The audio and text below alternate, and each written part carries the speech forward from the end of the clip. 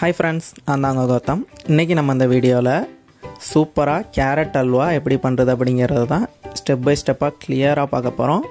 வாங்க வீடியோக்குள்ள போலாம். நம்ம சேனலுக்கு யாரும் புதுசா வந்திருக்கீங்க அப்படினா கீழ இருக்கிற ரெட் கலர் Subscribe பட்டனை கிளிக் பண்ணி Subscribe பண்ணிக்கோங்க. பக்கத்துல இருக்கிற பெல் ஐகானையும் கிளிக் பண்ணிக்கிட்டீங்க அப்படினா நாங்க அடுத்தடுத்து போடக்கூடிய சமையல் வீடியோக்கெல்லாம் உங்களுக்கு உடனடியா நோட்டிஃபிகேஷன்ல வந்துரும். முதல்ல தேவையான பொருட்கள் என்னென்னன்னு பார்த்துட்டு வந்துறலாம். 1/2 கிலோ கேரட்டை நல்லா துருவி எடுத்துறோம். 1/2 லிட்டர் பால், 200 கிராம் சர்க்கரை, ஒரு 10 முந்திரி, 3 டேபிள் ஸ்பூன் நெய், 5 ஏலக்காய், உப்பு ஒரு சிட்டிகை.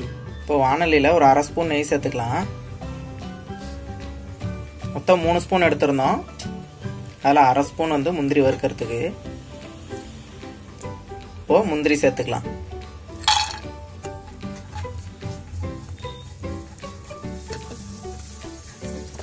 முந்திரி நல்லா பொன்னிறமா வறுபட்டுருச்சு பாருங்க. இப்போ இதை எடுத்துக்கலாம். இப்போ வாணலியில 1/2 லிட்டர் பால் சேர்த்துக்கலாம்.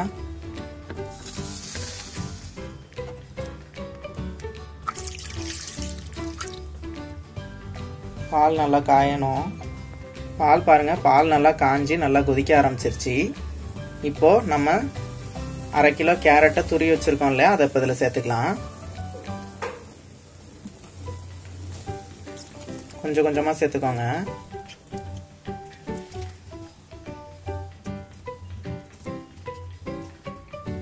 சேர்த்து நல்லா மிக்ஸ் பண்ணிக்கோங்க பாலோட கேரட்டையும்.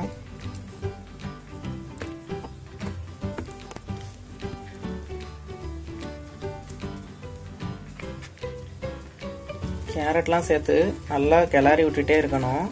நல்லா மிக்ஸ் பண்ணிக்கோங்க. இல்லை அப்படின்னா அடி பிடிக்கிறதுக்கான சான்சஸ் இருக்கு. சைட்லலாம் இந்த மாதிரி எடுத்து விட்டு நீங்கள் கிளறணும். இல்லைன்னா சைடில் அடி பிடிக்கிறதுக்கு சான்ஸ் இருக்குது. ஒரு மாதிரி தீஞ்ச மாதிரி ஆயிடும். அது டேஸ்ட்டை பாதிக்கும். அதனால் சைட்லலாம் நல்லா எடுத்து விட்டு அடி பிடிக்காத அளவுக்கு மிக்ஸ் பண்ணிகிட்டே இருங்க. இப்போ பாருங்கள் பால் எவ்வளோ இருக்குது. இந்த பால்லையே கேரட், துருவின கேரட் எல்லாமே நல்லா வெந்துகிட்டு இருக்கு. இன்னும் கொஞ்ச நேரத்தில் பாலெல்லாம் நல்லா சுண்டிரும். சுண்டி கேரட்லாம் நல்லா கெட்டியாக ஆரம்பிச்சிடும். அந்த ஸ்டேஜ் வரைக்கும் நல்லா இந்த மாதிரி மிக்ஸ் பண்ணிகிட்டே இருங்க. அதில் எவ்வளோ பால் இருந்துச்சு பாருங்க. இப்போ பால் நல்லா சுண்டி இருக்கு. இன்னும் கொஞ்சம் பால் நல்லா சுண்டணும். இன்னும் கெட்டியாகட்டும். கெட்டியானதும் நம்ம இதில் சுகர் சேர்த்துப்போம். இப்போ பாருங்க பால் நல்லாவே சுண்டி எவ்வளோ கெட்டியாயிருச்சு. கேரட் மட்டும்தான் இருக்கிற மாதிரி இருக்குல்ல. இந்த ஸ்டேஜில் 200 கிராம் சுகரை இப்போ சேர்த்துக்க போகிறோம். 200 கிராம் சுகரையும் கொஞ்சம் கொஞ்சமாக சேர்த்து மிக்ஸ் பண்ணிகிட்டே இருங்க.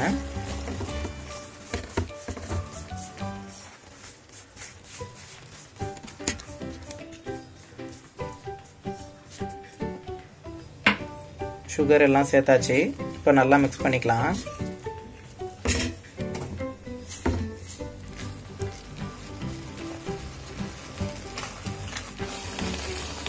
சுகர் சேர்த்ததுக்கு அப்புறம் சுகர் கரைஞ்சி நம்ம கேரட் அல்வா வந்து தண்ணியா மாறி இருக்கும். அது நல்லா மிக்ஸ் பண்ணிக்கிட்டே இருந்தீங்க அப்படின்னா அதுவும் நல்லா சுண்டி கெட்டியாக ஆரம்பிச்சிடும். அது வரைக்கும் நல்லா மிக்ஸ் பண்ணிக்கோங்க. சர்க்கரை சேர்த்ததுக்கு அப்புறம் சர்க்கரை எல்லாம் உருகி நல்லா தண்ணியா இருந்துச்சு. இப்போ அதுவுமே நல்லா அந்த ஹீட்டுக்கு இவ்வளோ நேரம் சூடு பண்ணதுல நல்லா கெட்டியாயிருச்சு. இப்போ ஒரு சிட்டிகை உப்பு சேர்த்துக்க போறோம். இதை நல்லா ஞாபகம் வச்சுக்கோங்க. ஒரு டிப்ஸ் தான். எந்த ஒரு ஸ்வீட்டா இருந்தாலுமே நீங்க சின்னதா ஒரு சிட்டிகை உப்பு மட்டும் சேர்த்தீங்க அப்படின்னா அந்த ஸ்வீட்னிங் வந்து ரொம்பவே ரிச்சா இருக்கும். அந்த ஸ்வீட்னிங் டேஸ்ட். ஸோ எந்த ஒரு ஸ்வீட் செஞ்சாலும் நீங்க ஒரு சிட்டிகை உப்பு சேர்க்க மறக்காதீங்க. இப்போ முதல்ல ஏலக்காவை இடிச்சு எடுத்துக்கலாம்.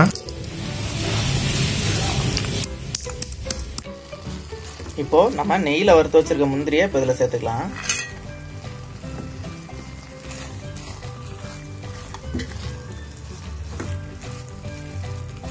பொடி பண்ணி வச்சிருக்க ஏலக்காவை இப்போ இதில் சேர்த்துக்கலாம்.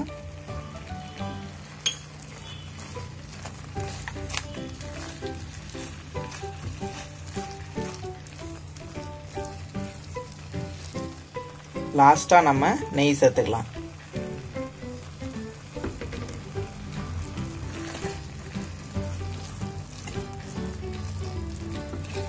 மொத்தம் நம்ம 3 ஸ்பூன் நெய் எடுத்திருந்தோம்.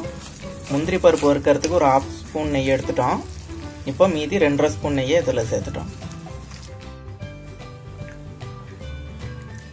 இதோ நம்ம கேரட் அல்வா ரொம்பவே சூப்பராக ரெடி ஆயிடுச்சு. இந்த வீடியோ பிடிச்சிருந்துச்சு அப்படின்னா இந்த வீடியோவுக்கு மறக்காம ஒரு லைக் கொடுத்துருங்க. உங்களோட கருத்துக்கள் சந்தேகங்கள் எதா இருந்தாலும் கீழே கமெண்ட் பண்ணிருங்க. நம்ம சேனலுக்கு புதுசாக யாரும் வந்திருக்கீங்க அப்படின்னா கீழே இருக்கிற ரெட் கலர் சப்ஸ்கிரைப் பட்டனை கிளிக் பண்ணி நம்ம சேனலை சப்ஸ்கிரைப் பண்ணிக்கோங்க. அப்படியே பக்கத்தில் இருக்க பெல் ஐக்கானையும் கிளிக் பண்ணிக்கோங்க. அப்போ தான் அடுத்தடுத்து நாங்கள் போடக்கூடிய சமையல் வீடியோக்கெல்லாம் உங்களுக்கு நோட்டிஃபிகேஷனாக வந்துடும். தேங்க்யூ.